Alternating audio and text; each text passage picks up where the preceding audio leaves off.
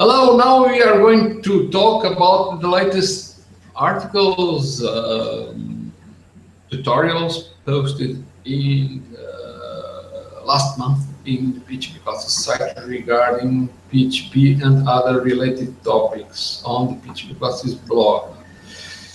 There are quite a few, I think 7 last month.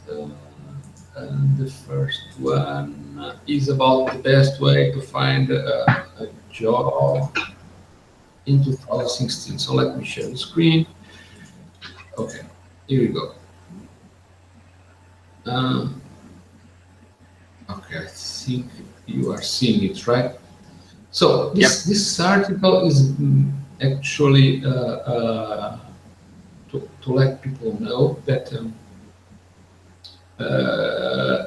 nowadays the demand for developers in general is so high that companies are chasing developers, not developers chasing jobs. So as long as you are qualified, you could, for instance, submit your resumes to a site like Hired, and they will contact you if you match the profile the companies are looking for. So that is basically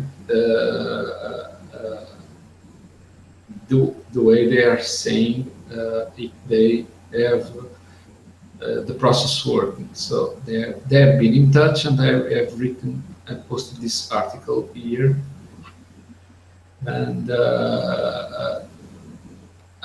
they have a team that is sort of dedicated talent advocates. Basically, they find people that are skilled, and they actually put them in companies that are usually very high profile, and you get great jobs in many countries, not just the United States, other countries where they work, like several countries in Europe, Australia, and others.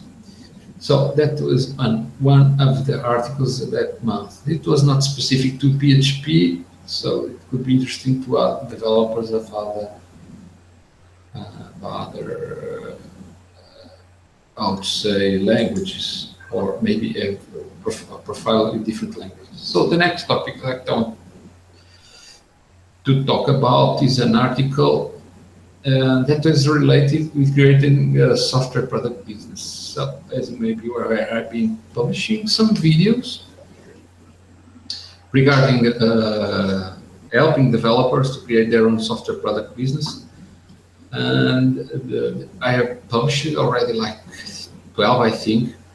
And this one is specifically about one concern that many developers have, which is, oh, it's okay, it's nice to have their own business, their own company, but I just want to continue to be a developer. I just want to write code. And that is not only possible, that is also recommended. You don't have to create a company alone, just by yourself. You can, but sometimes it's even harder.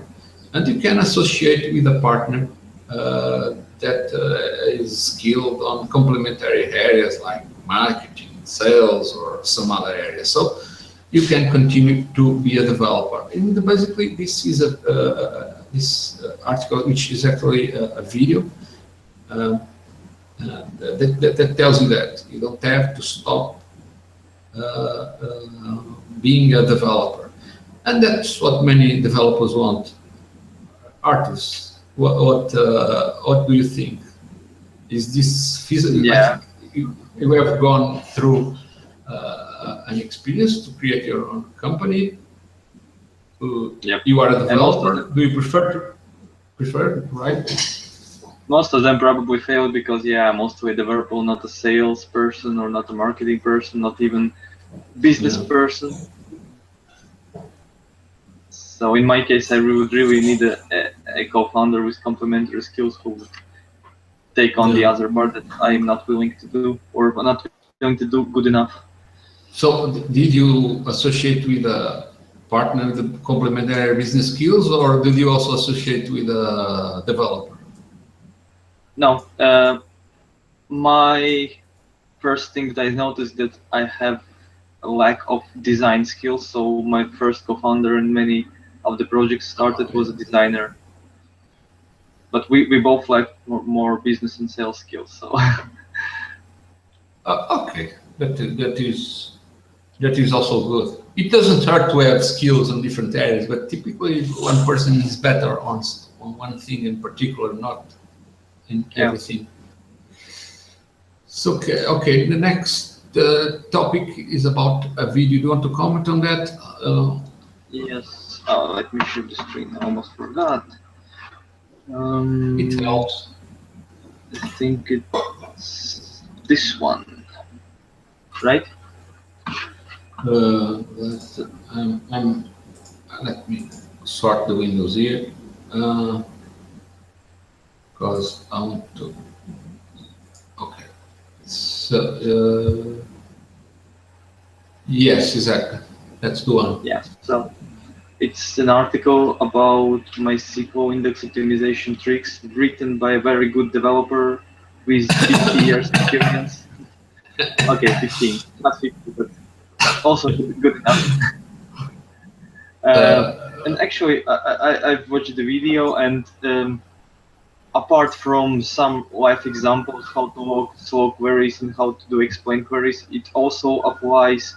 Your suggestions could also apply to, for example, MongoDB too, because in MongoDB, I think indexes are even more resource eating, space eating, storage eating, basically. So yes, you don't want to put index on every field that you perform query on. You just want to put indexes on the slow queries or with a lot of records and stuff like that. So the same logic applies to probably to many databases.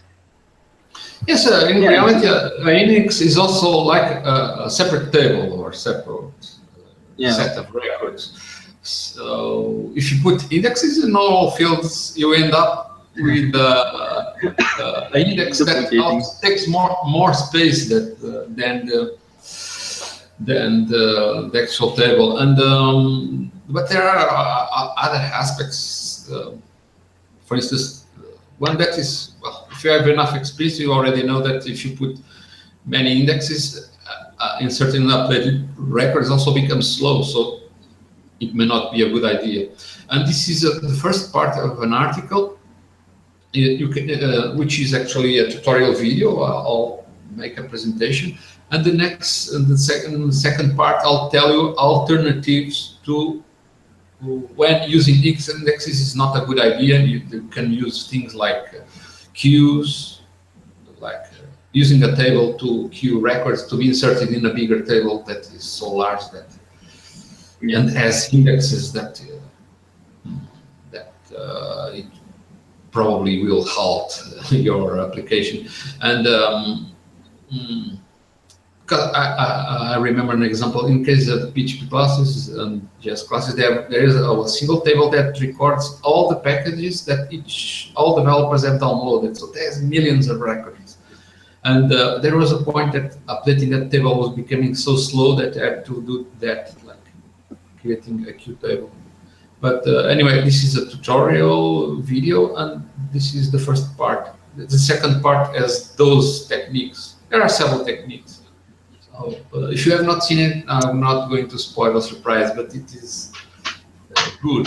It is about some non-obvious techniques that not every developer knows, but it's useful to know when you have performance problems with databases. Okay, so I was trying to find here the next topic is improving. Okay, you can also comment on this, improving the protection of PHP classes. PHP. Okay, sure. So again, that's a topic by this one really experienced developer who also developed the OAuth class, PHP class that you can find on the PHP classes blog. And just to make sure the OAuth PHP class is completely secure and everything is okay, an article is not about the security of it, but as with every authentication, we need to provide something that would help system identify us, like a password, and this is usually the most unsecure thing and place. And from this article, it explains that an allowed second version as a password,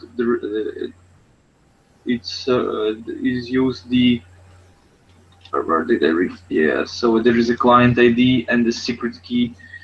So usually you create like an application, register an application in the system, and then you have the secret key for this application, which you provide through to auth server, which would then authenticate you and provide you a token that you could use for API requests.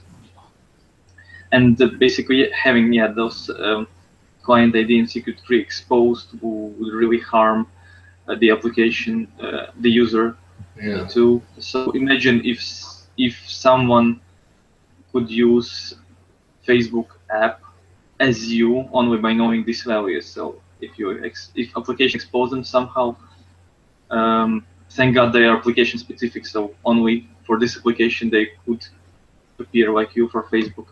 Could completely ruin your social life. Yeah, not just that. It's I think Facebook requires that, but I don't know other APIs.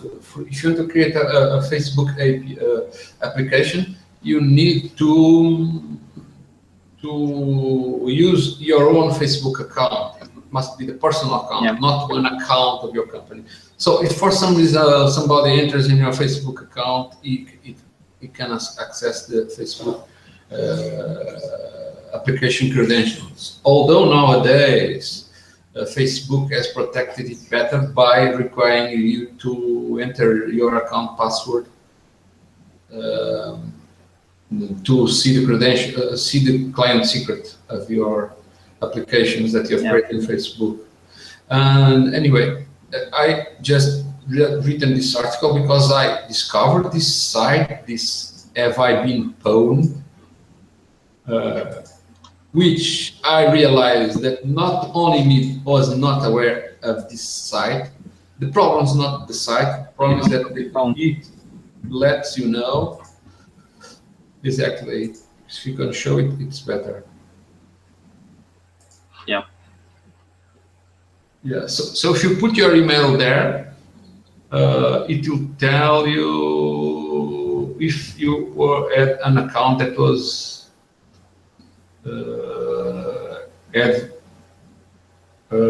was breached. And it even shows where. So in 2013, there was an Adobe account, ClickSense, LinkedIn, MySpace. Great. Yeah. Well, I change my password like every year. I actually didn't know I'm still on MySpace. Well, I appeared to have an account in Badoo. I did not even know what was Badoo. Then I'll realize it was like a dating site. And I was told they automatically create accounts. If somebody asks to add you because you is your friend and has your email address, they create accounts automatically for that person. But I never. But they don't have your password. So they don't have your password. Exactly, because I never, I never went there to actually complete the creation of the account. Anyway, there's one there. What is this ClickSense? You should know because you created. Yeah, that's ClickSense. That was the pay-to-click site used for advertising or something like that. Yeah, and this is a recent breach, like September 2016. So go there, run, go change your password there. And what is? Well, I think they breached it in this year, but I haven't used it. I don't know for like maybe 5 years, if not more. So the password is old. Yes, but anyway, there are two concerns. One is that if for some reason you use the same password in that site and other sites, maybe somebody can try it in other sites. Yeah. And another one is, well, it depends what you did on that site. if you did something that would be security sensitive, like for instance, let's say you provided your credit card there. By now, your credit card would be use staying. PayPal. Yeah. Yeah, that's why I only use PayPal and paid everything Yeah, through it. I was about to say that because it's a good thing, but because it's a good thing. Well, I know PayPal charges large fees these days, but it also inspires trust to the users because they know that the sites that charge PayPal will not have your credit card. And, but there was a rumor I heard. Actually, I read. I think it was in TechCrunch. They mentioned that Spotify, which is really popular, had a breach, at least in a few accounts, and if there was a breach, they keep your credit card there, so they could charge you for your subscription. And what's even more complicated is somebody said, "Oh, I'm going to cancel my account there." I suspect that canceling their account will not avoid them getting your credit card. Although yeah, if they already got the data. No, it's not just that, because when you cancel, in reality, no data is deleted. It's just like a soft delete. And most sites do that. And sometimes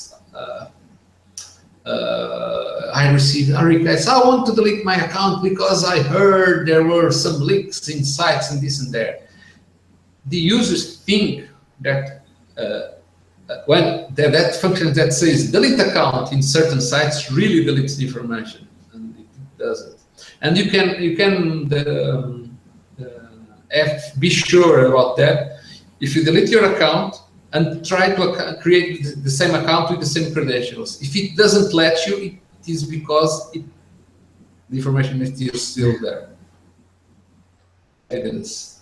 But people say, but there is a law in the European Union that requires you to delete the information of the accounts. You know, sometimes there are laws that are not feasible because deleting accounts does not mean deleting information. And even if the information was actually deleted from the database in a way that could not be recovered, there will be probably backups, there will be log files from the past that had your information there. So there is no really anything 100% secure or private for the matter. And I know there are those laws in the European Union, but sometimes there are laws that cannot be enforced. How do we go to a site that says, I have a delete button, and make sure that the site has actually deleted the information? You can. Anyway, we are talking about PHP articles here, and the next article is about, again, about business. And this one is about there's a user that asked, I want to create a software product, but how do I attract users to try it for the first time, at least for the first time? So basically wanted to know about how to do marketing, how to start attracting customer or leads or prospects.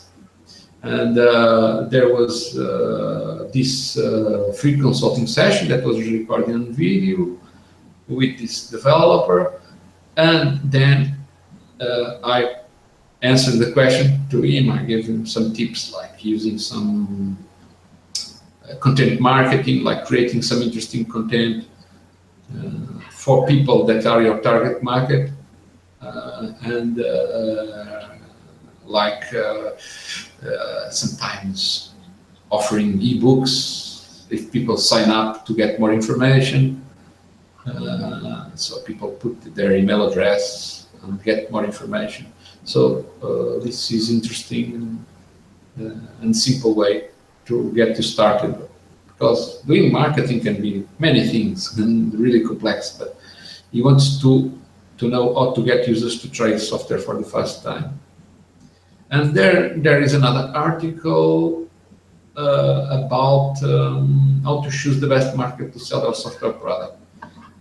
In reality, this is yet another video on which I tell about something that may be disappointing. For instance, if you are creating products that are for software developers, that is probably not your best market, because many software developers avoid buying software because they probably know there is a free alternative, a free open source solution, or or maybe the developer can develop the solution and use it for free.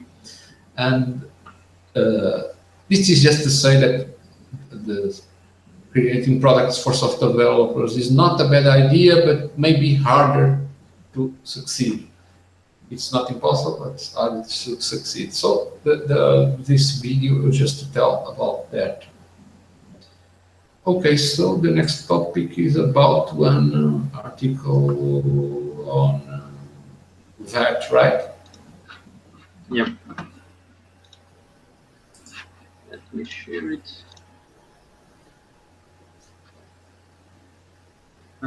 So, what is a tax, added tax? And it's simple, unless you're selling something in European Union, because in European Union, I remember all the chaos when the law was applied, and every startup here in Latvia was frustrated that when you're selling something in European Union, they don't have to pay the tax rate of your country, but rather of the countries they live in. So you need to have all up-to-date information for all the tax rates in all the European Union countries. And of course, as a reaction to this, there was many products started which provided it as a service. And I think Dave Smith is also basically describing one of the services, right? So it's not the usual API layer. Yeah, yes, it's one. Yeah, they have many APIs, and they develop classes to wrap around the APIs, and that is one. Yes, so I think it not only provides the rates, it also can validate the VAT numbers and calculate the end prices and stuff like that. So it could be really useful if you're generating invoices for your customers and if they live in specific countries. So it would also take into account that information. Yeah. Because it might not be so complicated for US, for example, but knowing all up-to-date rates in all the European Union could be complicated. Yes, I think it depends on the type of product that they are selling. And I guess in the United States they don't have VAT, but they have taxes that are specific to each state. So it's probably the same thing. What I think may be different is that the taxes depend on the type of product or service, and that is a complicated hell because it is changing. Like each government changes its taxes according to the needs to collect more taxes or not, and well, I think that service is very useful for that purpose. Yeah. At least the name of the tax is the same in all European Union countries. It's VAT. Yep. Yeah. Yeah, but so it's useful for that. I don't know. I think it also provides historical data, like what was the VAT tax back then in the past, in certain date for a certain type of product. I'm not sure if it does that, but it is interesting. I don't see anything mentioned of the historical values. Yeah, no, Maybe I'm confusing with the currency layer API. I mean, they have historical values. Yeah, probably. Okay, well, with this we reached the end about this tutorials and articles report of October. Next month we have yet another bunch of interesting articles being published this month.